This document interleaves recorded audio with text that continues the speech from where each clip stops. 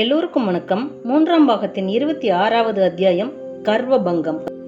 கடந்த பதிவில் நாகநந்தி அடிகள் ஆயனரை காப்பாற்றினதையும், அவர் மாமல்லபுரத்து சிற்பத்தை பாதுகாப்பதற்காக போகட்டுமா அல்லது சிவகாமியை காப்பாற்றுவதற்காக போகட்டுமா என்று கேட்டதற்கு ஆயனர் மாமல்லபுரத்திற்கு போகச் சொன்னதையும் பார்த்தோம். இப்போ 26வது அத்தியாயத்தை வாசிக்கலாம் வாங்க. காஞ்சி அரண்மனையில் அந்தரங்க மந்திர ஆலோசனை மண்டபத்தில் மகேந்திர பல்லவர் வீற்றிருந்தார். அவருக்கு எதிரே சேனாதிபதி கலிப்பகை, முதன் மந்திரி சாரங்கதேவர், முதலமைச்சர் ரணதீரர், ஒற்றர் தலைவர் சத்ருக்கணன், குண்டோதரன் ஆகியவர்கள் நின்றார்கள். மகேந்திர பல்லவருடைய முகம் பிரகாசமாய் புன்னகை மலர்ந்து விளங்கிற்று. குண்டோதரா, நீயே உன் கண்ணால் பார்த்தாயா? உண்மையாகவே மாமல்லபுரத்திலிருந்து சலுக்கர் படைகள் திரும்பி போயினவா? சிற்பங்களுக்கு ஒரு கேடும் நேரவில்லையே, நிச்சயம்தானே என்று கேட்டார். ஆம் பல்லவேந்திரா, எனக்கு அப்போது ஏற்பட்ட ஆச்சரியத்தை என்னவென்று சொல்வேன்? சலுக்க ராட்சதர்கள் 2000 பேர் கையில் கடப்பாறைகளையும் இரும்பு உலக்கைகளையும் எடுத்துக்கொண்டு திடுதிடுவென்று ஓடி வந்தார்கள். ஐயோ, 1000 சிற்பிகள் அரும்பாடுபட்டு வேலை செய்த ஜீவ வடிவங்கள் எல்லாம் ஒரு நொடியில் நாசமாக போகின்றனவே என்று என் உள்ளம் பதைபதைத்தது. தாங்கள் அந்த கோர காட்சியை பார்க்கும்போது தங்களுடைய மனம் என்ன பாடுபடும் என்று நினைத்து கொண்டேன்.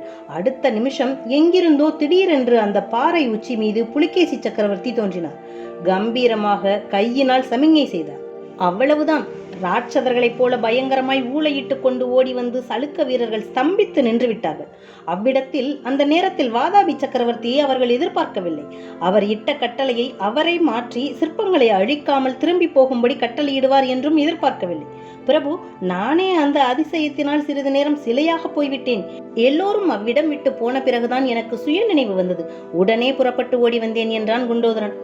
சாரங்கதேவர், பிரபு, தங்களுடைய மாயாஜால வித்தைகளுக்கு எல்லையே கிடையாது போலிருக்கிறதே. சலுக்க சக்கரவர்த்தி போட்ட கட்டளையை அவரே ஓடி வந்து மாற்றும்படி எப்படி செய்தீர்கள் என்று கேட்டார்.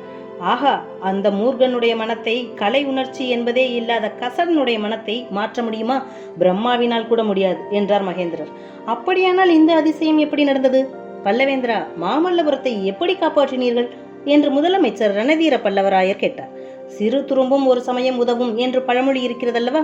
புத்த பிக்ஷுக்களினால் பிரயோஜனம் உண்டு என்று நான் எண்ணியது சரியாய் போயிற்று. பிரபு, புதிர் போடுகிறீர்கள், ஒன்றும் விளங்கவில்லை. நாகநந்தி பிக்ஷுவை சிறைப்படுத்தி வைத்திருந்தேன் அல்லவா? இந்த மாதிரி ஒரு சந்தர்ப்பம் நேரலாம் என்று எண்ணித்தான் வைத்திருந்தேன். புலிகேசி இங்கிருந்து போகும் முன் கடைசியாக நாகநந்தி பிக்ஷுவைத்தான் யாசித்தான். ஒரு கணம் என் மனம் கூட சலித்து விட்டது. ஒரு வழியாக நாகநந்தியையும் புலிகேசியுடன் கூட்டி அனுப்பிவிடலாமா என்று எண்ணினேன். நல்ல வேளையாக அப்படி செய்யாமல் அவரை நிறுத்தி வைத்துக் கொண்டேன். அதனாலே தான் இப்போது மாமல்லபுரம் பிழைத்தது. சத்ருக்கணன், தங்களுடைய கட்டளையின் கருத்து எனக்கு இப்போதுதான் புரிகிறது.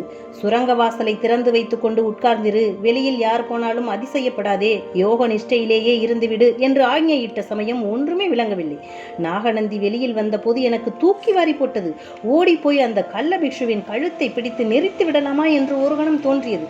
தங்களுடைய கண்டிப்பான கட்டளையை எண்ணி சும்மா இருந்தேன் என்றான். சேனாதிபதி கலிப்பகை, எங்களுக்கெல்லாம் இன்னமும் ஒன்றும் புரியவில்லையே. நாகநந்தி பிக்ஷு போய் புலிகேசியை அழைத்து கொண்டு திரும்பி வந்து மாமல்லபுரத்தை காப்பாற்றியதாகவா சொல்லுகிறீர்கள் என்று கேட்டார். நாகநந்தி புலிகேசியை அழைத்து வரவில்லை, நாகநந்தியே புலிகேசியாகிவிட்டார் என்று மகேந்திரவர்மர் சொன்னதும் ஏக காலத்தில் ஆ என்ற வியப்பொலி கிளம்பியது. உங்களுக்கெல்லாம் முகத்தில் கண்கள் இருக்கின்றன, ஆனால் இருந்தும் என்ன பிரயோஜனம்? கண்களை நீங்கள் உபயோகிப்பதில்லை. நாகநந்தியின் முகத்துக்கும் புலிகேசியின் முகத்துக்கும் உள்ள ஒற்றுமையை நீங்கள் யாரும் கவனிக்கவில்லையா? நாகநந்தி தான் புலிகேசியா என்று கூட ஒரு சமயம் நான் சந்தேகித்தேன். இல்லை என்று பிற்பாடு தெரிந்தது. இந்த மாதிரி சந்தர்ப்பத்தில் உபயோகப்படுவார் என்றுதான் நாகநந்தியை பத்திரமாக சிறைப்படுத்தி வைத்திருந்தேன். புலிகேசி இங்கே வந்திருந்த போது அவருடைய கிரீடத்தையும் ஆபரணங்களையும் போல் நம் பொற்கொள்ளர்களை கொண்டு சேவித்தேன். அவற்றுடன் நேற்று அவரை அனுப்பினேன். நேரே மாமல்லபுரம் போகச் சொன்னேன். நாகநந்தி அவ்வளவு சுலபமாக சம்மதித்து விட்டாரா பிரபு? பிக்ஷுவானாலும் ஒற்றரானாலும் உயிருக்கும் விடுதலைக்கும் ஆசைப்படாதவர் யார் என்றார் மகேந்திரர்.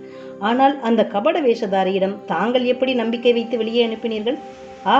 நாகநந்தி மனிதனே அல்ல, மனித உருவத்தில் உள்ள அரக்கன், விஷம் ஏற்றிய கத்தியை உபயோகிக்கும் பாதகன். ஆனாலும் அவன் ஒரு கலைஞன். அவன் உள்ளத்தில் கலை பிரேமை இருப்பதை நான் அறிவேன். நிச்சயமாய் மாமல்லபுரத்தை காப்பாற்றுவான் என்று எனக்கு தெரியும். ஆகையினால் அவனை அனுப்பினேன். ஆயனரின் சிற்ப கிருகத்தையும் காப்பாற்றி விட்டிருந்தால் அப்புறம் அவன் என்னவாய் போனாலும் கவலையில்லை. இந்த விவரங்களை எல்லாம் கேட்டுக்கொண்டிருந்த முதன் மந்திரி முதலியவர்கள் அளவிறந்த வியப்பில் ஆழ்ந்து மௌனமாக நின்று கொண்டிருந்தார்கள். அந்த மௌனத்தை பிளந்து கொண்டு வெளியே ஒரு பெண்ணின் அழுகுரல் கேட்டது. காவலன் ஒருவன் உள்ளே ஓடி வந்து தண்டம் சமர்ப்பித்துவிட்டு, பிரபு, மன்னிக்க வேண்டும், கண்ணபிரான் பெண்சாதி கமலி வந்து தங்களை உடனே காண வேண்டும் என்கிறாள். நாங்கள் தடுத்ததற்கு அழுது பூக்குரல் போடுகிறாள் என்றான். சக்கரவர்த்தியின் முகத்தில் சிறிது கலக்கத்தின் அறிகுறி தென்பட்டது. வரச்சொல் என்று உத்தரவிட்டார்.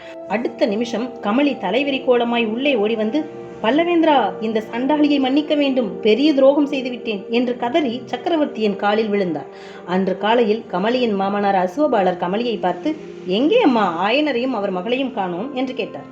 கமலி சாதுரியமாக, அவர்களுக்கு இந்த வீட்டில் பொழுது போகவில்லையாம், இந்த பச்சை குழந்தையின் விஷமும் பொறுக்கவில்லையாம், ஊரில் உள்ள கோயில்களை எல்லாம் பார்த்து வரப்போயிருக்கிறார்கள், அவர்களுக்குத்தான் சிற்பம் சிலைகள் என்றால் பைத்தியமாயிற்றே என்றார். நல்லவேளை, கோட்டைக்கு வெளியே போக வேண்டும் என்று சொன்னார்களே, போயிருந்தால் என்ன கதி ஆயிருக்கும் தெரியுமா? அந்த படுபாவி புலிகேசியின் ஆட்கள் ஊர்களையெல்லாம் கொளுத்துகிறார்களாம், சிற்பிகளையெல்லாம் காலையும் கையையும் வெட்டுகிறார்களாம், கன்னி பெண்களையெல்லாம் கவர்ந்து சிறைப்படுத்தி கொண்டு போகிறார்களாம். இதை கேட்டதும் கமலி ஐயோ என்று அலறினாள். அலறிக்கொண்டே அசுவபாலரிடம் விஷயத்தை கூறினாள். அவர் கமலியை மனம் கொண்ட வரையில் திட்டிவிட்டு, ஓடு, ஓடிப்போய் சக்கரவர்த்தியிடம் நடந்ததை சொல்லு என்றார். அதன்படியே கமலி சக்கரவர்த்தியிடம் ஓடி வந்தார். விம்மலுக்கும் அழுகைக்கும் இடையே தட்டு தடுமாறி கமலி விஷயம் இன்னதென்று சொல்லி முடித்த போது சக்கரவர்த்தியின் முகபாவம் அடியோடு மாறி போயிருந்தது. கர்வத்துடன் கூடிய புன்னகைக்கு மாறாக சொல்ல முடியாத வேதனை இப்போது அம்முகத்தில் குடிகொண்டிருந்தது. சத்ருக்கணனை பார்த்து, இவள் சொல்வது உண்மையா சத்ருக்கணா, உனக்கு தெரியுமா என்று கேட்டார். சத்ருக்கணன் நடுங்கிய குரலில், ஆம் பிரபு, நாகநந்தி போய் சற்று நேரத்துக்கெல்லாம் ஓர் ஆடவரும் ஓர் பெண்ணும் வெளி சென்றார்கள்.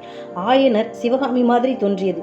யார் வெளியே போனாலும் அதிசயப்பட வேண்டாம் என்று தாங்கள் ஆக்ஞையிட்டிருந்தபடியால் பேசாமல் உட்கார்ந்திருந்தேன் என்றார். மகேந்திரர் முதன் மந்திரி முதலியவர்களை நோக்கி, சற்று முன்னால் என்னுடைய சாமர்த்தியத்தை பற்றி நானே கர்வப்பட்டு கொண்டிருந்தேன் அல்லவா? கடவுள் கர்வபங்கம் செய்துவிட்டார். சிவகாமியை பறிகொடுத்துவிட்டு மாமல்லனுடைய முகத்தில் நான் விழிக்க முடியாது சேனாதிபதி. உடனே படைகளை திரட்டுங்கள். ஒரு முகூர்த்த பொழுதில் நம் படைகள் வடக்கு கோட்டை வாசலில் ஆயத்தமாயிருக்க வேண்டும் என்றார்.